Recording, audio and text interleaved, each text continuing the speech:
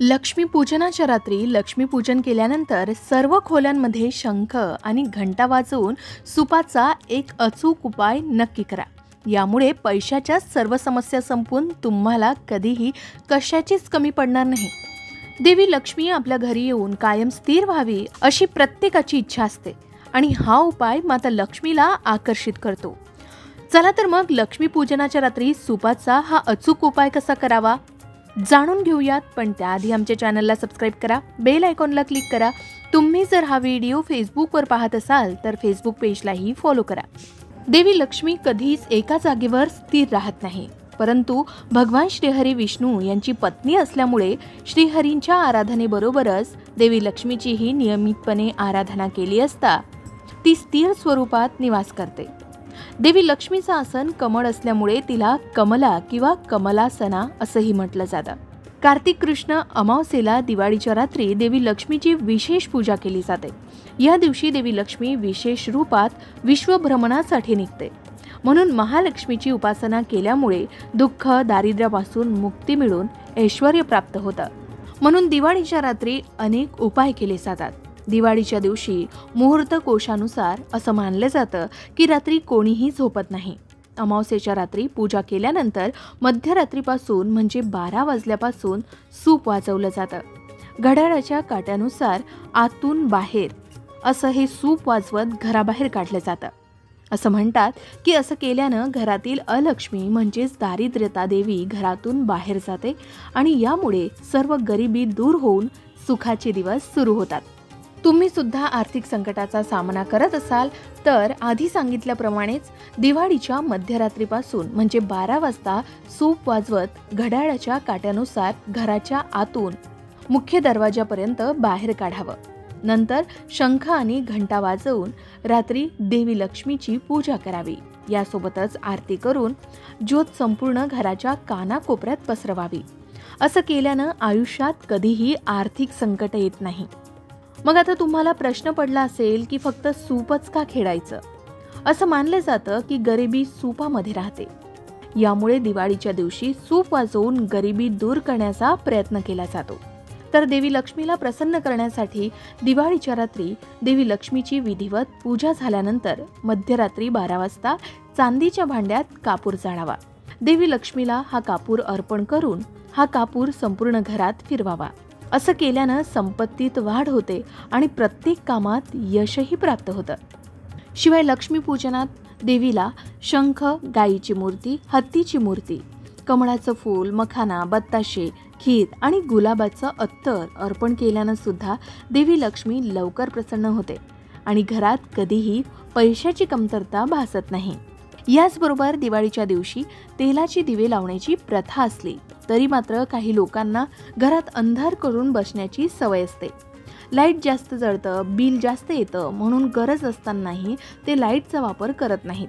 पण ऐन दिवाळीच्या दिव्यांच्या सणाच्या दिवशी तुम्ही अशी चूक चुकूनही करू नये.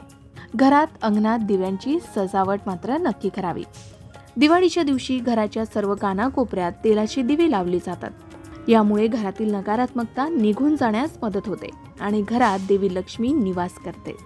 शिवाय या दिवशी घराजवळील पिंपळाच्या झाडाखाली तेलाचा किंवा तुपाचा दिवा नक्की लावावा. असं केल्यानं सुद्धा आयुष्यात कधीही धनसंपत्तीची कमतरता राहत नाही.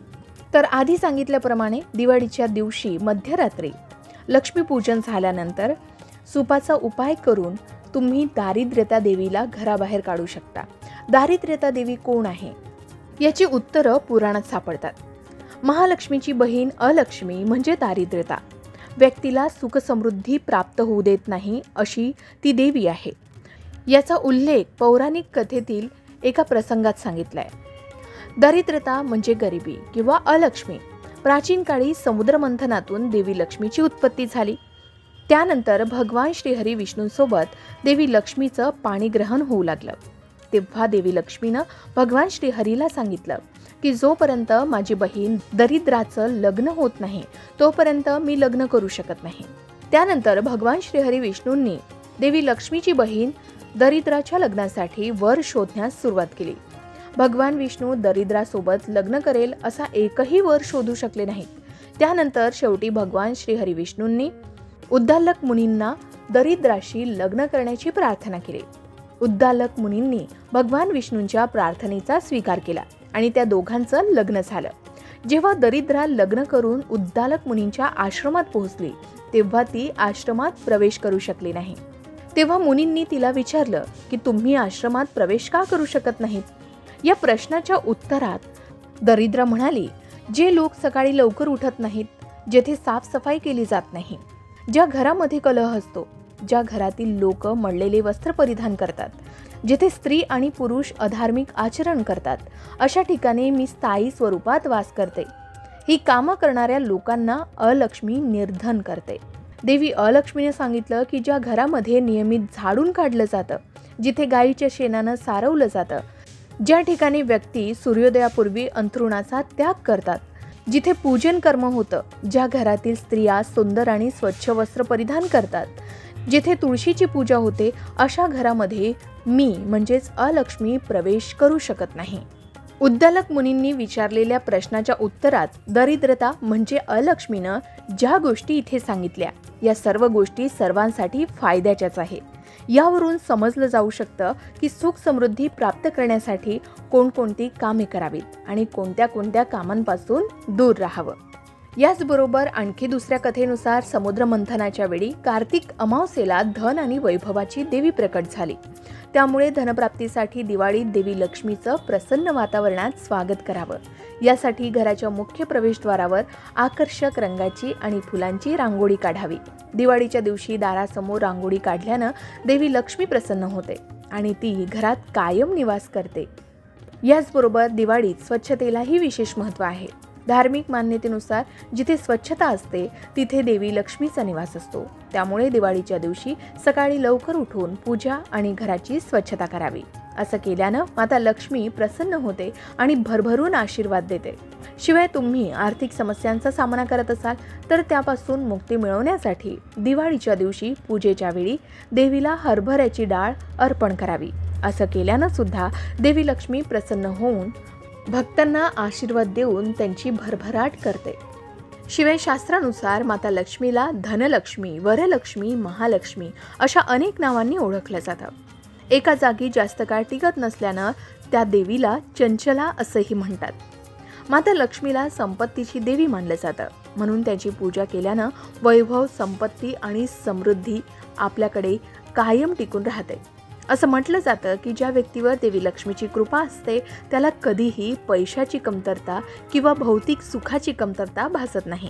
म्हणून माता लक्ष्मीला प्रसन्न करण्यासाठी प्रत्येक जण विविध उपायांचा अवलंब करत असतो.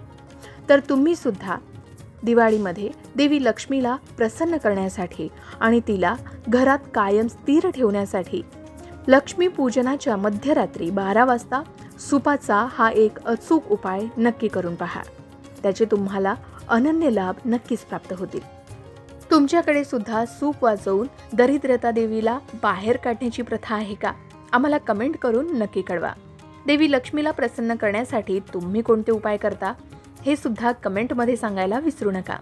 अशाच प्रकारच्या माहितीपूर्ण व्हिडिओसाठी लोकमत भक्ती चॅनलला नक्की सबस्क्राईब करा आणि बेल आयकॉनला क्लिक करा, म्हणजे आमच्या नवनवीन व्हिडिओचं नोटिफिकेशन तुम्हाला मिळत राहील. तसेच योग्य आध्यात्मिक मार्गदर्शनासाठी लोकमत भक्तीच्या फेसबुक पेज आणि इन्स्टा पेजला लाईक आणि फॉलो करायला विसरू नका.